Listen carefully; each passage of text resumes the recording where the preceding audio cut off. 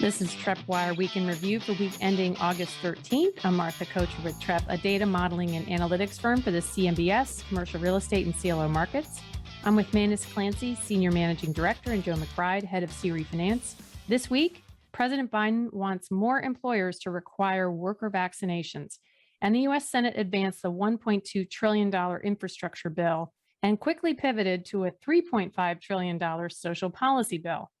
In economic data, first time and continuing jobless claims showed continued recovery, and inflation is still running high. Consumer prices rose by 5.4% last month, and wholesale prices rose 7.8% in the same period. Manus, three more Fed officials said that the time to taper is coming, maybe by the end of 2021. I think that was the big story this week. If you remember a couple months ago, any kind of inflation indicator that came in slightly hotter than expectations really moved the market. We saw some real big sell-offs during the spring when inflation first started to kind of rear its ugly head. I think the story this week is that we saw some pretty notable numbers this week, notable, Joe can correct me later, and the collective reaction was kind of meh. On Wednesday, CPI came in kind of in line with expectations. Core CPI came a little bit cooler than people were looking at, and the major stock indexes barely budged. Treasury yields didn't move a whole heck of a lot. And then today, Thursday, PPI came in much, much hotter than anticipated. A 7.8% spike over the last 12 months, which was 0.6 of a point higher than estimates. And the monthly number, I think the monthly number was about 0.4% above expectations. But the major stock indexes posted modest gains on Thursday. And treasuries once again didn't move. So it just seems like people have become a little complacent, or they've come to believe that inflation will indeed be transitory. And the debate almost seems over, right? If there was still debate, you'd see a lot more volatility over this, and we saw none of that this week. Well, thank you for accepting me back to the podcast after Darren's very good performance last week, which I did listen to. And every time he said something smart, it hurt me a little bit. Yeah, I think that we're in a phase of numbness. The market, anyway, is in some sort of numbness to this. What is it? 7.8% PPI. I mean, I've got a buddy who works in kind of like a packaged goods company. And he said that they are being absolutely hammered by rising costs of their goods, and they can't even get a lot of the raw materials that they need to produce what they produce. And that's just anecdotally, but at some point the chickens have to come home to roost, right? And we're seeing this in food, in manufacturing inputs, and all those types of things. And there's only so long that we'll all be stuck at home and not able to kind of see the results of this.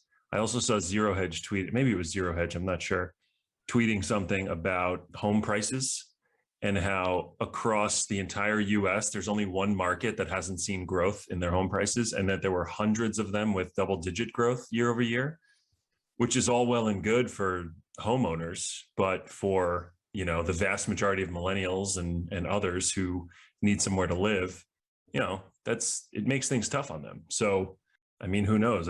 Maybe if you just keep pumping money in and your stock account keeps going up, then who cares, right? But that can't be a really healthy way to look at things. Yeah, I should point out, I should kind of clarify my statement. I said the debate is over. I don't think the debate is over. I think a lot of people are worried about inflation. Certainly the Fed comments from those members hinted that they're becoming concerned of it. But what seems to be over is the panic that comes with hotter than expected numbers. There is a level of acceptance and complacency. Sometimes complacency ends up with heartbreak, right? When you just take these things for granted that things are going to work out. But for right now, I'm not sure what the PPI would have had to have been today to trigger a sell-off. Would it had to have had a 9 handle or 10 handle for people to have started panicking again? 7.8 versus 7.2 is pretty significant beat. So, Joe, welcome back. Thank you. We missed you. This week, our theme is a summer potpourri, a mixture of lots of stories And we're going to start with retail earnings. I know luxury department store Dillard's reported earnings, and they had some good numbers. Yeah, so Dillard's came out and posted some actually really strong numbers, and they're a pretty large tenant in CMBS, which makes me think they're a large tenant across, CRE in general. Their total sales, and some of these things are quarter over quarter or year over year based on kind of a weird comp in Q2 2020. But even still, they're above a lot of their pre-COVID 2019 numbers. So total retail sales up 72%, net income up $185 million. Their inventory costs decreased 13%. Their gross margin is up to 42% from 31%. A lot of stories that we were seeing talked about how going into the pandemic or at the beginning, they really solidified their strategy to pick the right markets, pick the right retail where they didn't have too many competitors around them, and to rein in on the costs, right? A little bit more efficient with their inventory and a little bit more e-commerce, although there wasn't too much talk about e-commerce here. So, there's a lot more numbers and a lot more information in this earnings report, but I think the big theme for us and our standpoint is that this is a pretty heavily brick and mortar retail company that's doing very well right now. And they are a big tenant in the world we live in. So that's a green shoot, to steal Manus's saying there. Well, it's interesting that you use that point, because while I was reading the PPI report this morning, I was getting emails from a loyal listener excitedly noting about Dillard's earnings. And when you look at them, the top line beat very, very handily, which is a great sign. And we've seen this from other retailers over the last quarter or so. Q2 earnings have been pretty good. But to your point, Dillard's probably relies less than anybody else on e-commerce stuff. It might be the truest brick and mortar we have out there among the big retailers. So this is indeed a green shoot. And the loyal listener who pinged me actually used the term green shoot in the email to me. But one of the points this person also made was that someday we should go back and look at the returns of retailers that have been taken over by private equity and those that have kind of steered clear of that. The thesis of this listener is that it's the private equity side of it which kind of drives these problems ultimately, right? Taking on too much debt and other things. And it's an interesting thesis, one that I would have to kind of parse the data to kind of see what shows us, but it kind of passes the sniff test. Just as I listened, I was reading the email that it would be a worthy endeavor to kind of look at that.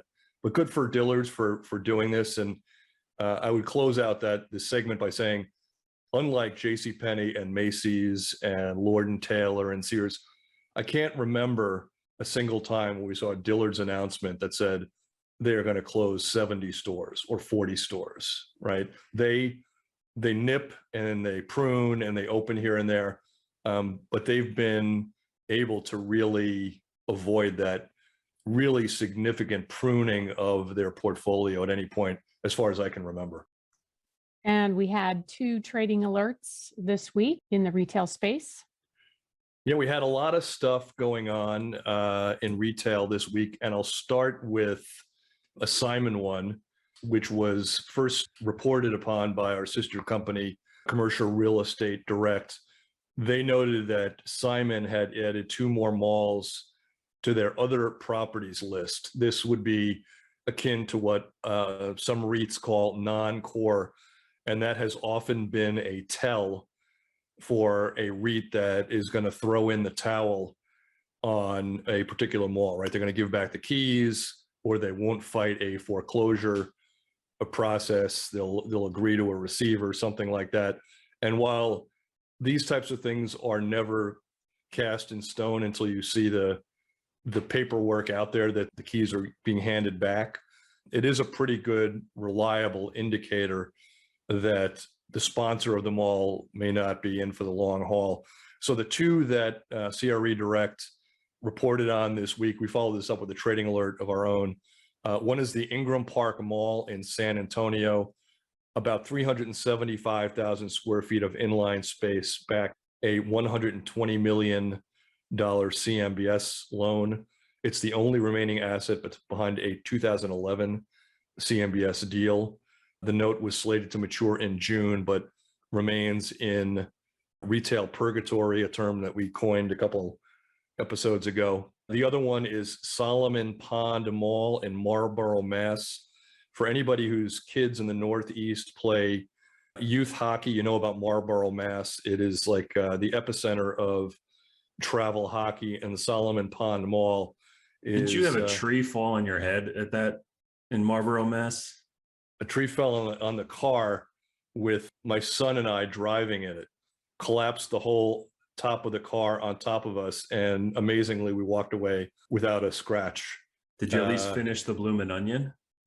Well, we were on our way to Five Guys, and I didn't even see the tree falling. All I heard was my son, who was about 11 at the time, gasp. And I knew something was wrong, and I looked up, and then there was this tree coming down, and the next thing you know, we're surrounded by fire trucks and police and ambulances, and literally we just got out of the car, and you know, it was like, you know, some kind of disaster movie where the car's looking like a pancake, and yet somehow we scooch out of that thing. I did make a terrible mistake after that. I was talking to my wife by phone, and I was kind of describing what took place, and she said, well, where's my son?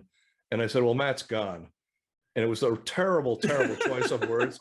What had happened was that somebody else on the team had driven along and saw us like in distress, and they agreed to take my son back to the hotel. But yeah, it was not my finest moment. Especially because you said it, you probably said it so nonchalantly. Oh, he's gone.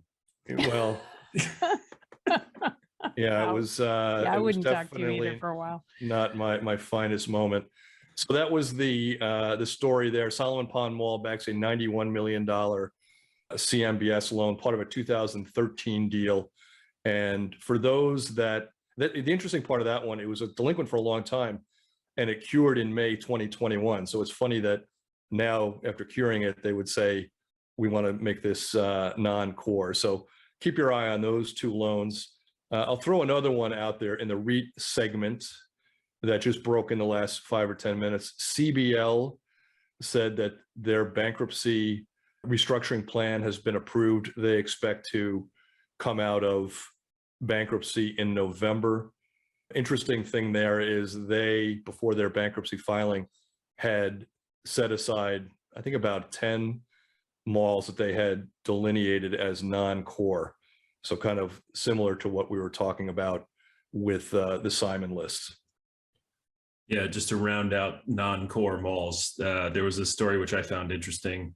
It's kind of on the smaller end, but we wrote about it in TreppWire this week, and it was also in Commercial Real Estate Direct. But according to the Southeast Missourian, the West Park Mall in, let me say this, Cape Girardeau, Missouri, sold for $9.9 million. That's the last of a five property mall portfolio called the Westfield Centro Portfolio Loan. It had been a $240 million loan in a 2006 JP Morgan deal. Actually, in CMBX 2, I don't think we've ever really talked about anything below CMBX 6.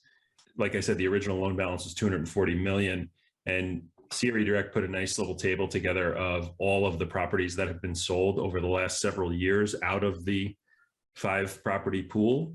And in total, it was about $117 million that they sold all 5 properties. So extremely underwater mall portfolio there, finally, getting resolved. So we should be seeing that resolution and how it flows through the trust maybe this month, possibly next month. So the interesting thing about this is the loan will be resolved with probably a $195 million loss on a loan that had a $240 million original balance and about a $203 million balance as of last month. So an epic loss. And however, when you add together the sum of the 5 amounts that the properties were sold for, you would think that the loss would be closer to 150 million or something like that when you add up all these amounts. So if you're wondering why all of this is amounting to a $195 million loss. The reason is this has taken so long to play out, and the servicer has advanced so much in P&I, taxes, insurance, other expenses, that a lot of what was recovered went to repay these amounts over time and flushed through the cash flow waterfall of the CMBS deal by way of replenishing interest shortfalls on tranches out there. Another reason I love this story is we talked about it in our research. I'm not sure about we've talked about it in our podcast, but we may have, that the bonds that were trading with this portfolio behind it were trading at about 22 cents on the dollar. And we were telling people that when you added up the value that was still to be had in this West Park Mall in Missouri, as well as, I forget what the other one was, the Enfield. In any event, it was a property that sold for about $75 million 2 months ago. We said, the bonds should be probably worth more like 35 or 40 cents on the dollar. I don't know if any of our listeners or our readers took the opportunity to buy these things and turn a quick 100% profit. But if you did, send Martha and Joe a fruit basket. That would be a nice thing to do. Was it Eagle Rock Plaza, that one? Eagle Rock Plaza. Yeah. So that resulted in, I think, about a $40 million recovery for the AJ bond, which was a lot more than the bonds were being valued at that time. And then throwing in the West Park Mall was just gravy. So what happened? Like, they sold some of these malls. Some of them were in 2017. One was in 19, and then two were in 21, the Eagle Rock and now the West Park.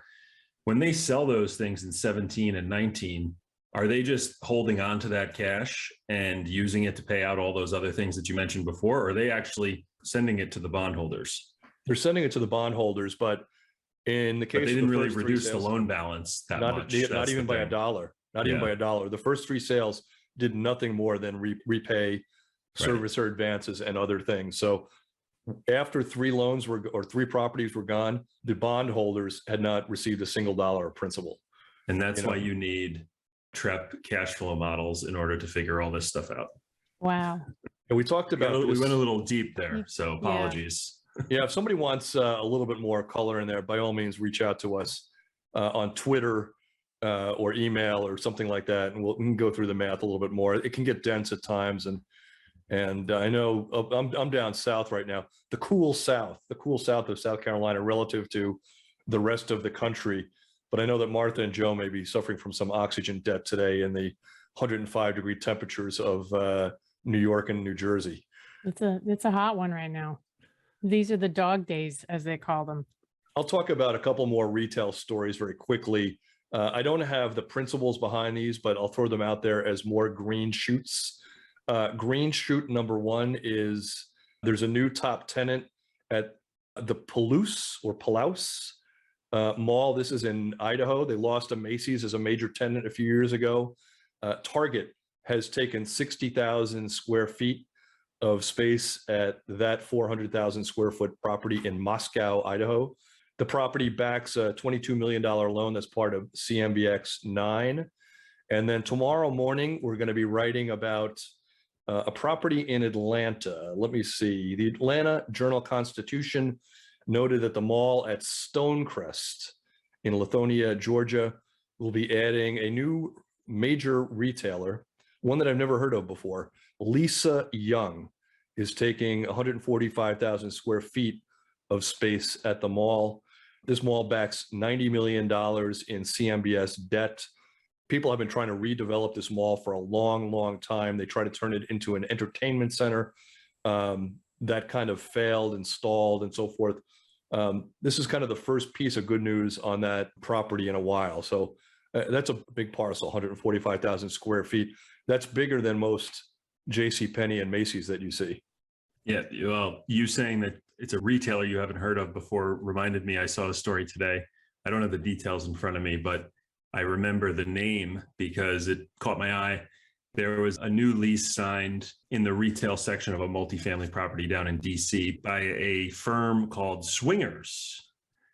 So when I saw that, I was like, what the heck? So I clicked in there. It's actually a fun mini golf type establishment. I find it Are you sure?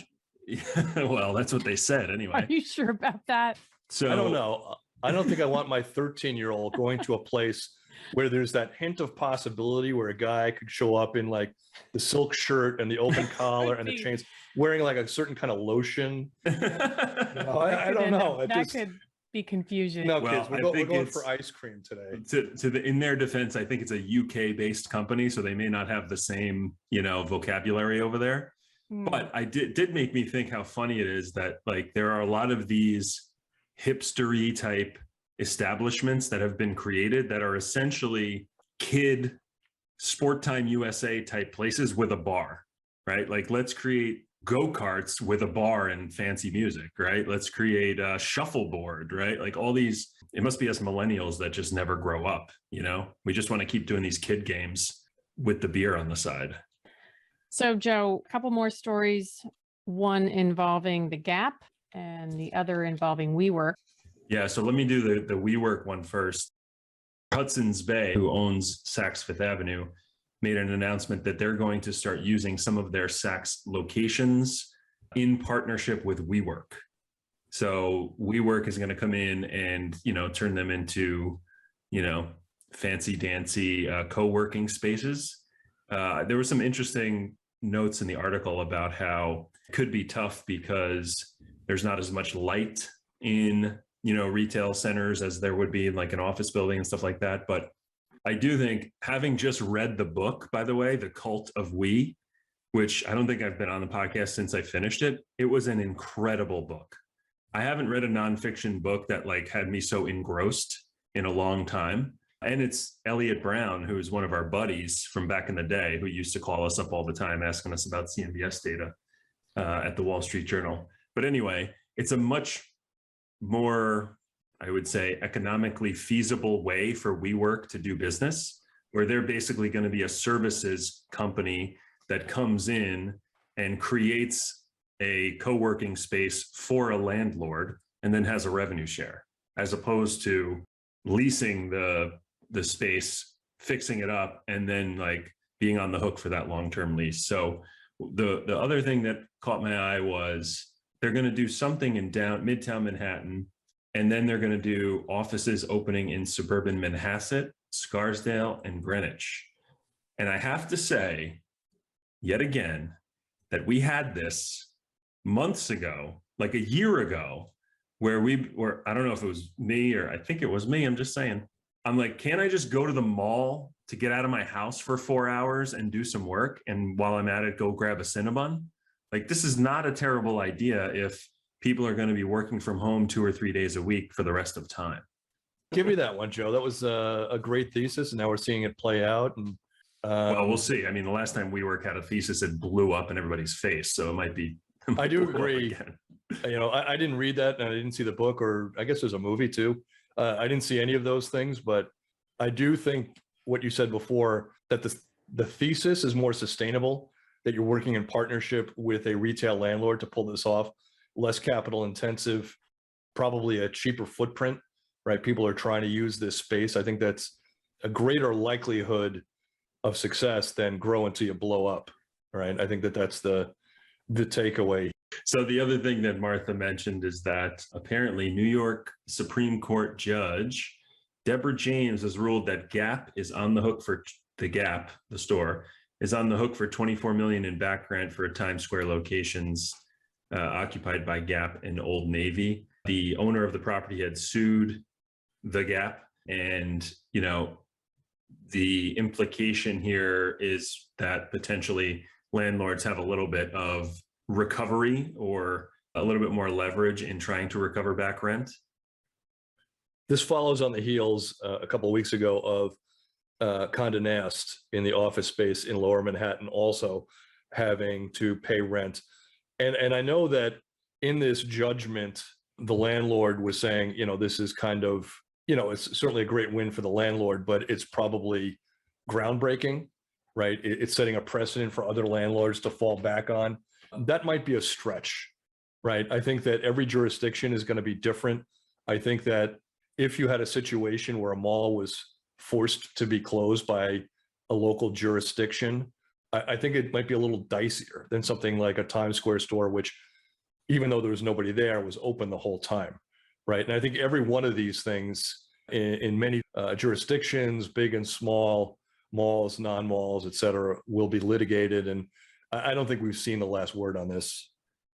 We've said it over and over again. It's like, where does the buck stop, right? Because the tenant will make the argument that I have not been able to recognize the benefit of my occupancy of this property due to COVID, right? But if I'm the landlord, I would say, I have not been able to recognize the benefit of this building because you haven't paid my rent, right? So like, who has to abide by their agreements and who doesn't, right? And I guess at least in the commercial space, it's getting hammered out in the courts as opposed to in the multifamily space. It's just, fiat at this point.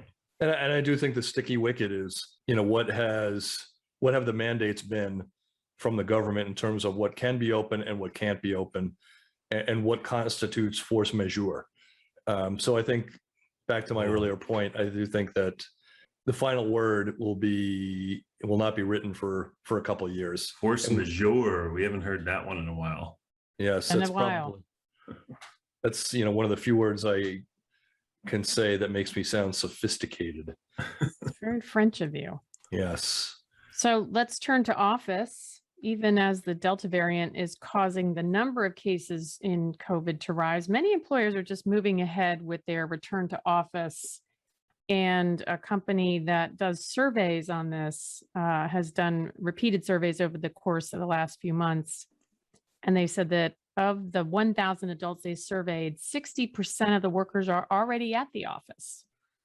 This is our New York City bias here, right? Where in New York City, it's more like 25%, but throughout the rest of the country, it's a much higher proportion, right? I don't know if that was a guess, Joe, or not, because I was going to lead with a story about the Real Estate Board of New York.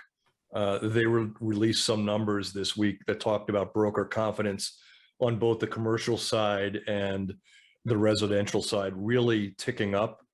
But the thing that got me in the story, the note that got me, was that we had been watching Castle Systems numbers for a considerable period of time, and they seem to be consistently reporting that in New York, 10 to 15% of offices were occupied. I think this is the first time that I saw any material uptick in that. And that's what recently, I'm looking at too, Manus. Castle, 24.2% as of the last week or so in New York.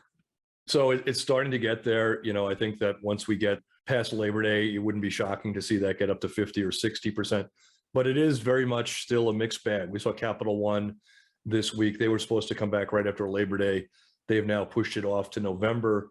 But other employers are playing hardball. So this may go the same route as kind of philosophically as what we just talked about with retailers and rents and landlords, which is, I do see a lot of litigation coming at this. I think that, how do you force somebody to come back if they say, I have a pre-existing condition, or I have kids at home, and my school is closed, or, I do think that this is an HR nightmare.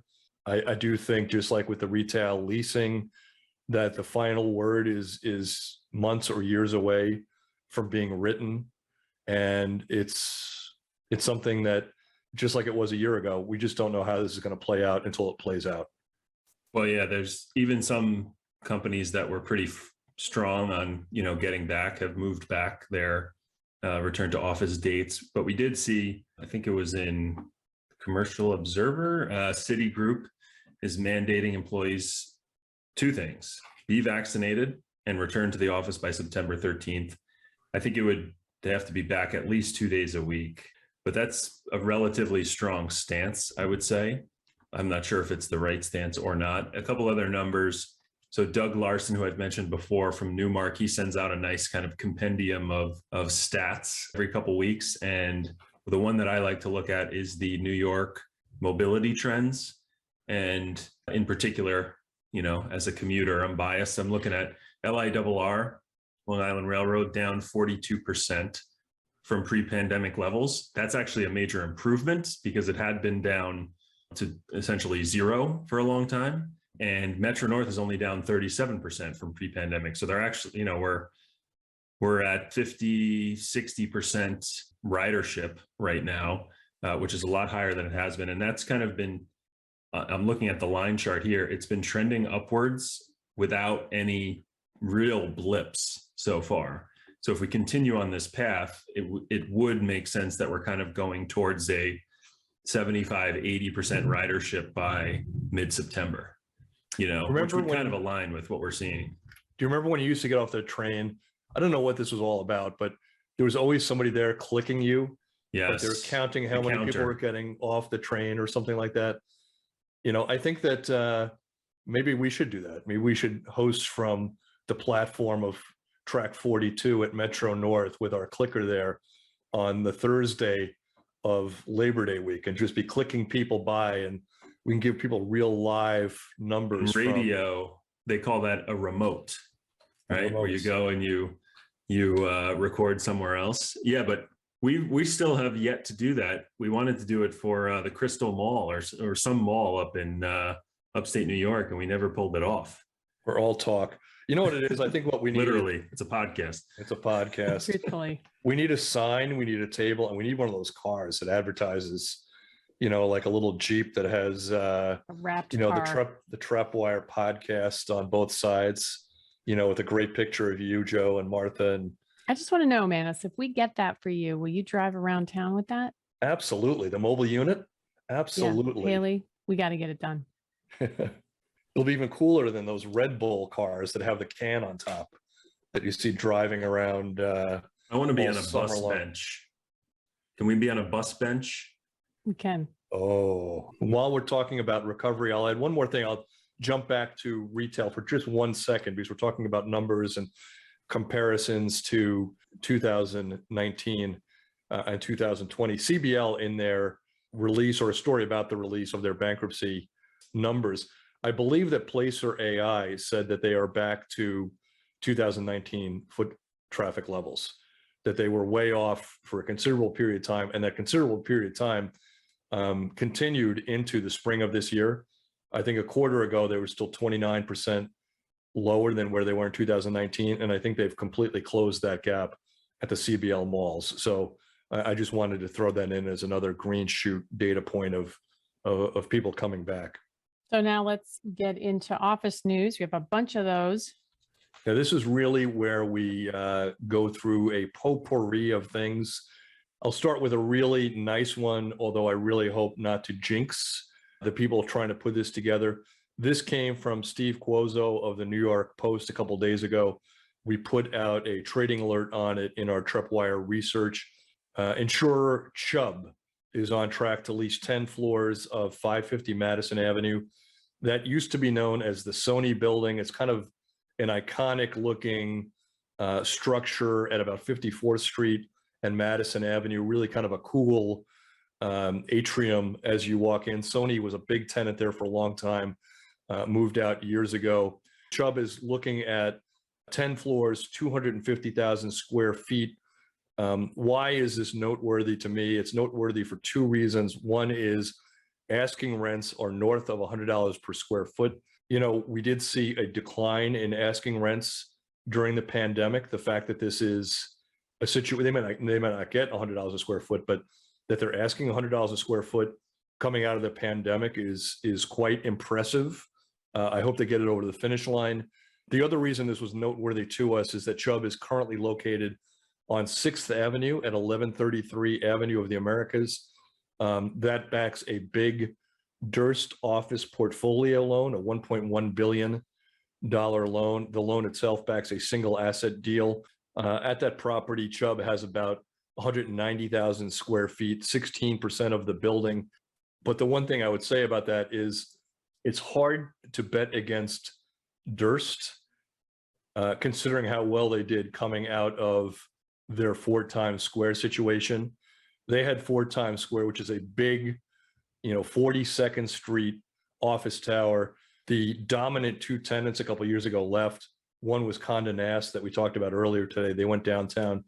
The other was Skadden Arps, a big law firm, leaving the building mostly empty.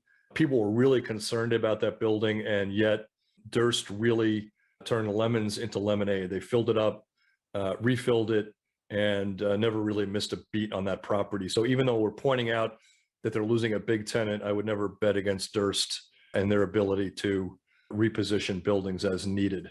Yeah, and that $1.1 billion loan, I'm sure there's more behind it, but I don't have it in front of me here. It's actually, there's two properties, right? 1133 Avenue of the Americas and then 114 West 47th. The Avenue of the Americas is 70% or so of the collateral, but there is slight diversification there in the collateral side. So a couple of the things, I'll run through these fairly quickly. Another green shoot, Convoy, which is a Seattle-based, I'm not sure, it's a startup. They do something where they try to match truckers to people who need truckers, right? So they're kind of a logistics technology firm. They're backed by Bill Gates and others. They took a 123,000 square foot sublease at the Russell Investment Center in downtown Seattle. Seattle is one of those markets that you never really shed a tear for, right? They just got so much tech presence there that stuff gets gobbled up very quickly. But nonetheless, they're upsizing their square footage from 73,000 square feet at the Century Square property in Seattle over to that Russell Investment Center building. Other things we're following, Zynga in San Francisco will be leaving their San Francisco headquarters. We saw this in spades last year, companies taking lease-related charges in the tens of millions of dollars because they took leases.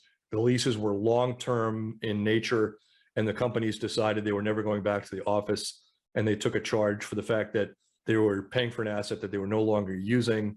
Zynga is a game maker, but I don't think they make Jenga. I think those are two different things. They are located at a Beacon Capital property, 650 Townsend Street. They have about 190,000 square feet. They used to own their own property. They sold it in 2019 and leased it back, but their lease is on, in place until 2031, and that's why the lease-related charge is as big as it is. That news comes from the San Francisco Business Journal. I believe Zynga makes mobile games. And I think they're the ones to blame for the people on the train who are playing like Candy Crush or slot machine, this or that, and they don't realize that they have their sound on. Words with Friends. Words. Oh, wow. That's a throwback right there. Yeah. Yeah. So I'm kind of like, I'm almost at a point now where I can't wait to be on the train and get mad at someone for talking on their phone or for having their phone on loud. Like that's just a part of my life that I miss. I never thought that would be something that I would miss, but here we are. The angry train rider side of Joe. That's me. Get off my lawn. I think that is something Zynga should build. It's an app where you can like zap somebody else's phone with a quick message that just says, dude, we're on a train, turn your phone on low. Well, I had an idea 2 or 3 years ago before the pandemic that I talked with one of our developers on at Trepp, which is you put a device on a train that if 3 people on the train all pointed their phone to this device and identified another cell phone user as being too loud or, playing their phone too loud, you could somehow tase that person, right? You couldn't do it by yourself. That's like giving you too much power. But if 3 people combined to all point their phone at this device at the same time, right? That person would get like, not like a life-threatening jolt. This could be used for bad causes. This is true, though. I did bring this up after a particularly unnerving train ride one day when somebody was both talking and listening to the music at the same time. See, I always, all right, we're going too far into this, but I always thought if you just had like a couple hundred business cards and on them, it would have like check boxes and it would be, one check box would say, please put your phone on low or no talking in the quiet car or whatever. And you just like check it and hand it and keep walking. But I don't think that would work. They'd probably just think you're a loser. In any event, I'll go through 2 more stories. We have many more that we could have gone through. These are both New York stories, 2 foreclosure auctions coming up. One is 850 3rd Avenue.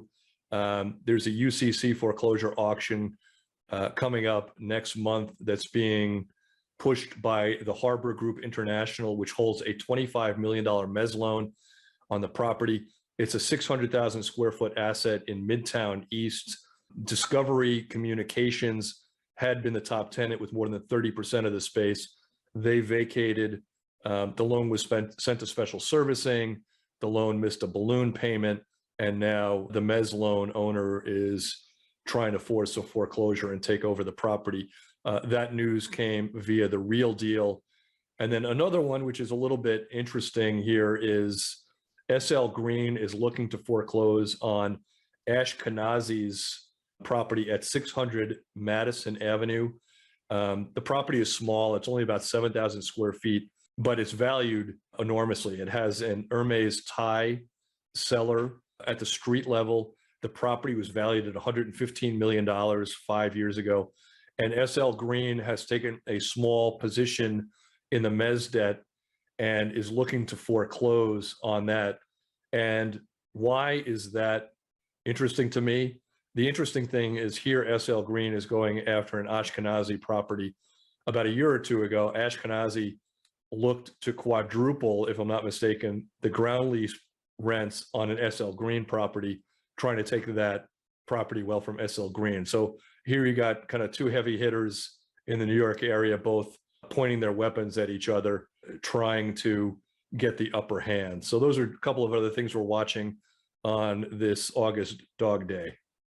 Investors are increasingly showing interest in single family homes. And we recently did a piece, our own analyst, Julian Cavalier, put something out just this last week. Yeah, so worth taking a look at there. I mean, there's not a ton of clarity when you dive deep into these deals, but just the sheer volume of issuance in the single family rental securitization space, it just shows you how much this market is growing. It's interesting to follow some of the social media aspects of this, where people are, in various stages of outrage due to large institutional investors coming in and buying residential properties. Anyway, just a few highlights here. I think we have over 10 billion outstanding in the single family securitization market. And then halfway through 2021, issuance has already hit 7.9 billion. So really a large market that's growing. And we see it here, right? We see kind of new deals coming to market every couple of weeks. So, I'm not sure what I think about it. It's really only something that huge institutional investors with economies of scale can really pull off. As someone who owned a couple single family rentals at one point, it's hard to do when you only have a couple and you don't have like 10,000. So you take a look at that on our website, trepp.com. Yeah, every now and then you see on some of the financial sites this feeling that this is bad for the U.S. home buyer, right? Driving up prices, taking away inventory. I don't have a strong opinion of it, but you do see people with strong opinions that, the more that this becomes a trend, the less inventory you have, the more that the quote unquote mom and pop, the young mom and pop that wants to buy a property somewhere in the US gets priced out. And like I said, no strong opinion on there, but there's some research out there on that. Yeah, I think I'm all for free market capitalism, but there is an element of my cost of capital is way higher than Blackstone's cost of capital, which is essentially zero, or maybe even negative in real terms. So one thing to compete with with kind of equal playing field, but when they have so much money and they can raise money at essentially 0% returns, there is an element there of unfairness. And on to the shout outs. We had several. Ryan L. at NYU Shack said, say hi to Manis for me. Enjoys listening to the Ryan, podcast. Really? Like nobody else? No, that's what he said. And he's ridden hundreds of miles listening to our podcast. So I really feel for this guy. Double torture. I know, right? Dan McNamara, who we talk about a lot, he is now calling you Manis Green Shoots Clancy, and that may stick, I think. So you have to pronounce it the way Manis does, though. It's Green Shoots. That's pretty good, actually. And Flaming Dragon wants a t-shirt. Brought up Vornado earnings that we talked about and had some additional intel to share with us. Lucius, who we've tormented over the last couple of weeks. Finally got our trivia question right, Dancing in the Moonlight by King Harvest. So congrats to Lucius. Joe D also guessed the same. And he does not want a used t-shirt like we offered the loser last week. The Yankee Clipper is back. That's the one. And JM says he'd like to hear us talk about some data other than the CMBS market, which is a good reminder, guys. Yeah, it's been a while since we looked at our bank data. We do collect bank data from contributors that provide information on their portfolios. The last time we looked, the data was a little bit opaque, because of accommodations made to banks to not declare their loans troubled. But we did see an uptick in risk ratings at the time, but I think the time is ripe for us to go back and redo that analysis sometime in the near future. So thanks for that reminder. Sometimes we get caught in our own little echo chamber here. And Susie S. thanked us for mentioning her story that she shared with us about her trip to Syracuse in the Destiny Mall. And she was excited for her 15 minutes when it was really more like 15 seconds of fame, but you're welcome. And one last programming note, we will be asking you listeners what you think of the CRE market in general. So look for a survey to come from us in the coming day or two. And as always, we appreciate your opinion and it will be shared anonymously. We're almost out of time, but I did want to ask, do you guys like Wendy's? Not a fan.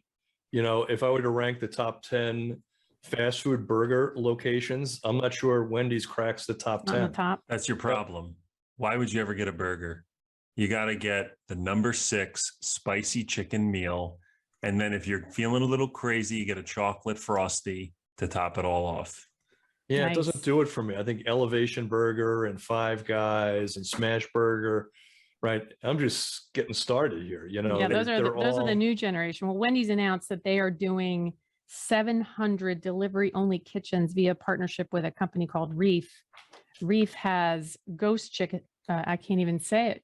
Not Ghost chickens. kitchens In mobile trailers that can be parked anywhere, and that includes underutilized real estate and where there's a demand for food. So you might want to look for the Wendy's trailer via Reef.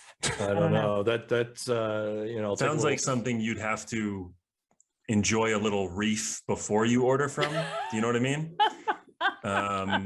So I will say that I was listening to The Fan, which I'm a big fan of, this morning, Boomer and Geo, and they had an ad for Wendy's. No free ads, but we're giving them free ads where Wendy's is giving out free breakfasts today, Thursday, and tomorrow, Friday. So for all you very loyal listeners who listen on Thursday night, you're welcome. Go get a free egg croissant or something tomorrow morning at Wendy's. Is this nationwide? Sure. Yeah. Yes. If it's not, you can let us know.